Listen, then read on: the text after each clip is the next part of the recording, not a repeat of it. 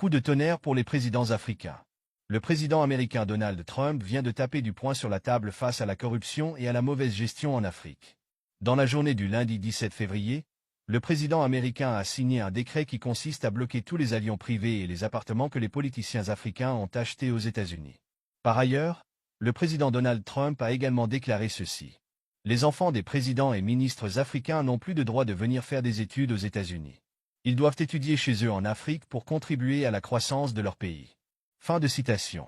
Cette déclaration est un véritable coup dur pour les présidents africains corrompus qui ne veulent rien faire pour développer leur pays.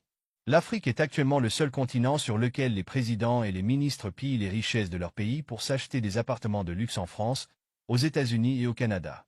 Toutes les familles des autorités africaines ont des appartements de luxe en Occident et ils font la belle vie au moment où le reste de la population souffre.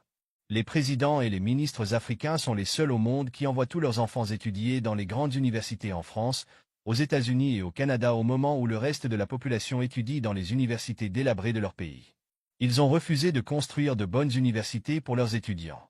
Les présidents et les ministres africains sont également les seuls au monde qui quittent leur pays pour se soigner en France, aux États-Unis et au Canada au moment où leur population se soigne dans les hôpitaux délabrés de leur pays.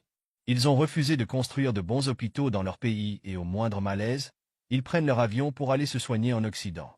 Cette décision de Donald Trump va désormais contraindre ces présidents africains corrompus à bien gérer leur pays.